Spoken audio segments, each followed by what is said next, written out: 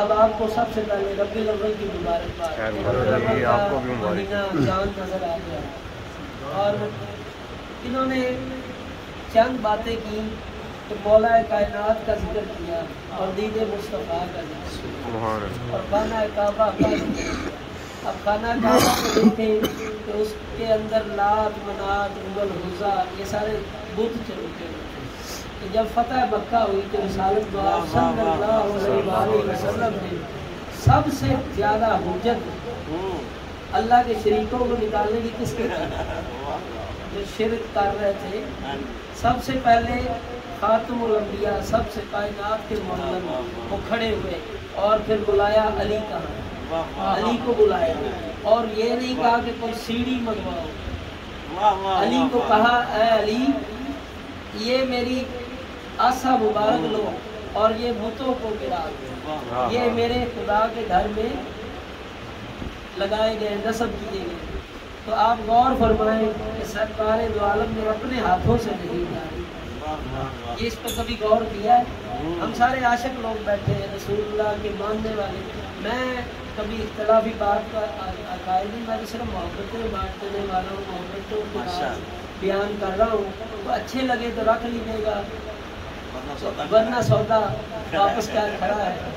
تو ہم بھی اپنا ہدیہ عقیدت پیش کر رہے ہیں کیونکہ سب نبی کے غلام ہیں۔ آپ غور فرمائیں کہ سرکار نے خود بت نہیں توڑے، اپنا آسا مبارک دیا، اب وہ آسا مبارک مولا کائنات کے ہاتھ میں آیا، سرکار کو اپنے کندھوں پر اٹھایا۔ اب مجھے پوچھا ہے کہ علی اب کہاں تک ہاتھ پہنچتا ہے، یہ بھی ایک عاشقوں کی بات ہے۔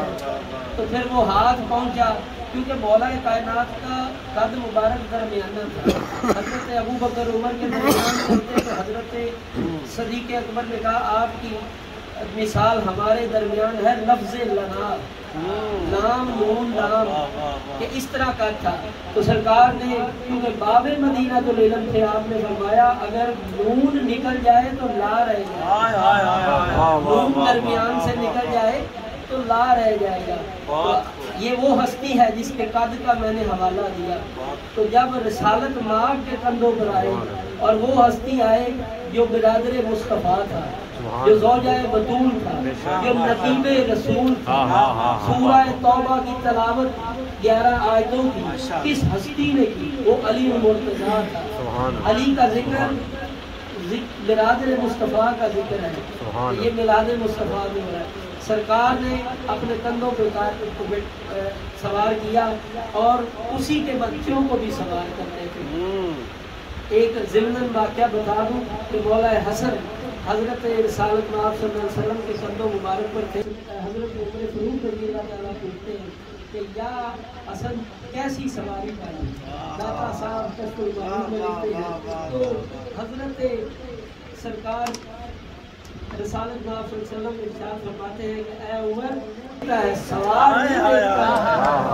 تو یہ وہ ہستیاں ہیں جن کے بچوں کو بھی اور جن کو بھی سرکار نے افتتاح، کیونکہ علی المرتضیٰ کعبے میں پیدا ہوئے، تو اللہ تعالیٰ کے حبیب نے افتتاح کعبہ جو ہے نا وہ ایسا کروایا کہ جب علی المرتضیٰ وہ چھڑی لگاتے تھے تو وہ بت گر جاتا تھا، صحابہ اٹھا کے رضوان اللہ علیہ اجمعین باہر کھائی کرتے تھے۔ تو میرا عشق یہ کہتا ہے اگر ان پتھروں کو مصطفیٰ ہاتھ لگا دیتے تو اسود کی طرح وہ بھی چومنے پاتے۔ یہ ایک خفیف سا راز تھا۔ ہم لوگ شرک، مصطفیٰ کریم کا فرمان ہے کہ میری امت شرک میں نہیں پڑے، یہ صرف دولت کے نشے میں، اس کا امتحان جو ہے نا یہ دولت میں ہو رہا ہے، شرک میں نہیں پڑھ سکتے۔ جو علی کو علی کہتا ہے، جو صدیق کو صدیق کہتا ہے، جو فاروق کو فاروق کہتا ہے، وہ شرک میں نہیں جا سکتا، نہیں جا سکتا۔ ایسے وہم و گمان نکال دیا کرے، کیونکہ قبلہ باتیں ایسی فرما رہے تھے۔ تو میں یہی گزارش کر رہا ہوں کہ نبی کا عشق گج وج کے بنایا کرو، کوئی فتویٰ کی ضرورت نہیں۔ مصطفیٰ ہے تو سب کچھ ہے، نبی کی ذات ہے تو سب کچھ ہے۔ اس ہستی نے ہمیں اللہ کا بتایا، اس ہستی نے ہمیں جنت و دوزخ کا بتایا۔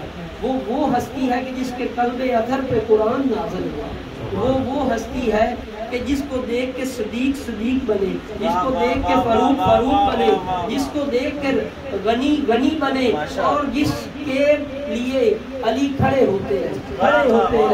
سورۃ سواد میں چوتھی آیت ہے، اس میں کہا گیا کفار کے ابو جہل نے، اس کا ترجمہ ہے غالباً پڑھ لیجئے گا، فرمایا گیا کہ یہ وہ ہستی ہے کہ جو اب کہہ رہا ہے سارے خداؤں کو چھوڑ کے ایک خدا کو ماننے، تو یہ وہ دعوت تھی جو جناب ابو طالب علیہ السلام کے گھر میں ہوئی، اور اس دعوت میں مولا کائنات کھڑے ہو رہے بیٹھ جائیں، تو سرکار نے فرمایا مرحبا علی، تو سارے کفار مکہ ہنسے کہ یہ بچہ مدد کرے گا۔ تو جب رسالت مآب نے فرمایا تھا نا مرحبا علی، تو اللہ نے بھی پھر اسی بچے کو اپنا شیر بنایا، اور وہ بچہ ایسا شیر بنا کہ خیبر ہو، بدر ہو، احد ہو، کوئی غزوہ ہو، حنین ہو، اس کے جنگوں میں جبرائیل و میکائیل تھے۔ یہ وہ ہستیاں ہیں۔ میرا ذوق تھوڑا سا انہوں نے ڈگمگا دیا، میرے اندر کا تھا کہ میں تھوڑا سا اپنا محبت کا اظہار کر دوں، تو اس وجہ سے میں اگر کسی کے لیے اضافت نہ بنوں تو میں چند باتیں کر رہا ہوں کہ یہ موقع ہے، ہم سب نبی کے غلام ہیں، ہمیں بھی 2 منٹ کے لیے نعت کا سمجھ لیں۔ تو نبی کی نوکری ایک اور میں بتاؤں، حضرت بلال حبشی رضی اللہ عنہ، سبحان اللہ، مجھے اس صحابی رسول سے عشق ہے۔ کیسے؟ وہ ہستی ہے کہ جس کی چربی نے کولوں کو بجھایا، وہ ہستی ہے کہ جس کے بدن کے اوپر پتھر رکھتے ہیں، وہ چھوٹے مارتے تھے، اور وہ ہستی کو کہا جاتا تھا کہ میرے نبی کا کلمہ چھوڑ دو، تو وہ کہتے تھے نہیں، اللہ ہی محمد رسول اللہ، لا الہ الا اللہ محمد رسول اللہ۔ وہ ہستی جب فتح مکہ میں آئی تو اس کو کعبہ کی چھت پہ چڑھایا گیا، اور پھر بلال حبشی عاشق رسول تھے نا، فتویٰ نہیں پوچھا، یا رسول اللہ اذان دیتا تھا تیری طرف منہ کرتا تھا، آج کعبے کی چھت پہ منہ کرتا تھا، آج ادھر منہ کرو، سرکار نے کہا میری طرف رخ کر۔ سبحان اللہ۔ تو ہمارا جو ڈائریکشن ہے نا، جو ہماری سمت ہے، وہ درست سمت ہونی چاہیے، نبی کی سمت ہونی چاہیے۔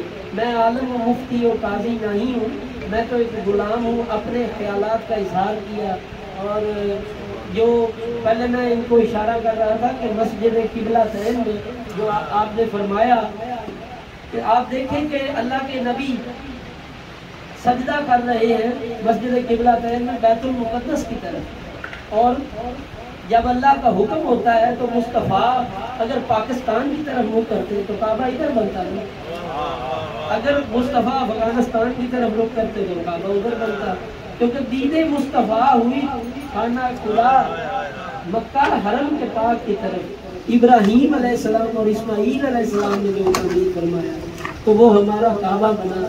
آج بیت المقدس میں مسلمان مظلومیت کی حالت میں ہے، اور ہم ایمان کی حالت بھی ہماری کمزور ہے جیسے وہاں پہ۔